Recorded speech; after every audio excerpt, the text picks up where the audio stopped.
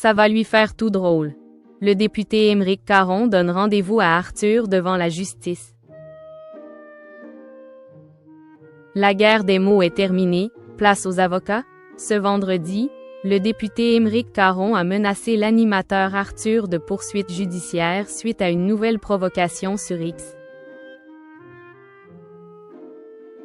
Une escalade brutale qui mêle accusations de harcèlement et interpellation directe de TF1. Sur le règne impitoyable de X, anciennement Twitter, les gants ne suffisent plus, on sort désormais les convocations judiciaires. Ce vendredi 13 février 2026 marque un tournant potentiellement décisif dans la guerre médiatique qui oppose depuis des mois l'animateur star Arthur au député Émeric Caron. Alors que les pics et les invectives volaient bas jusqu'ici, le accent aigu élu de la révolution écologique pour le vivant, REV, a décidé de siffler la fin de la récréation. Fini les simples échanges d'amabilité numérique. Cette fois, Émeric Caron promet une suite au tribunal. Une escalade brutale qui mêle accusations de harcèlement, contexte géopolitique brûlant et interpellation directe de la direction de TF1. Tout est parti d'une provocation de l'animateur de vendredi Tout est permis. Dans un tweet posté la veille, Arthur partageait une vidéo satirique, sorte de caricature animée, accompagnée d'un message faussement affectueux. Chouchou nous a fait une petite rechute aujourd'hui. On lui souhaite un prompt rétablissement, le tout ponctué d'un hashtag sans équivoque, hashtag œil pour œil. Si l'animateur pensait jouer la carte de l'humour, la réception a été glaciale du côté du député.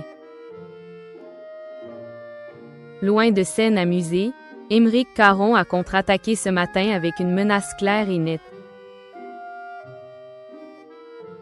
Reprenant le tweet des Arthur, il a lâché cette phrase lourde de sens. Ça va lui faire tout drôle, à l'animateur Arthur, de se retrouver devant les juges.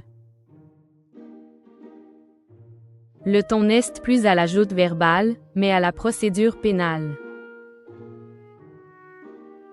Pour l'ancien chroniqueur des Ruquier devenu politique, la coupe est pleine.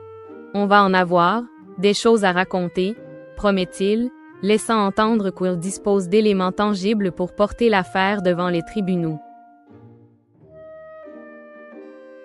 Si l'on pouvait croire à un simple coup de pression, la suite de l'échange montre que les rancœurs sont profondes et dépassent largement le cadre d'une simple dispute d'égos. Alors qu'Arthur tentait de désamorcer la menace par un nouveau commentaire ironique, Chouchou on n'avait dit pas de rechute. Bisous, Émeric Caron a décidé de briser l'armure. Dans une réponse virulente, le député a élargi le spectre des accusations. Il ne s'agit plus seulement d'un conflit entre deux hommes, mais d'une dénonciation publique du comportement global de l'animateur. Caron accuse Arthur d'avoir harcelé des femmes sur un plateau télé par le passé, avant de s'en prendre aujourd'hui à un élu de la République. Plus grave encore, le député lie ses attaques personnelles au contexte international, reprochant à Arthur de défendre le massacre et l'effacement des Palestiniens.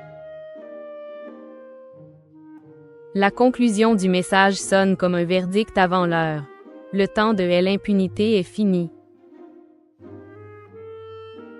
Dans sa stratégie de contre-attaque, Émeric Caron ne se contente pas de viser l'homme, il vise aussi son employeur. En taguant explicitement le compte officiel de @TF1 dans son message, le député place la première chaîne des Europe face à ses responsabilités. Et nul doute que TF1 va apprécier. Pour l'image de la chaîne, c'est top, ironise-t-il. La justice tranchera-t-elle ce conflit qui enflamme la toile? Une chose est sûre. Le prochain rendez-vous entre les deux hommes ne se fera probablement pas sur un plateau télé, mais bien dans le bureau d'un juge.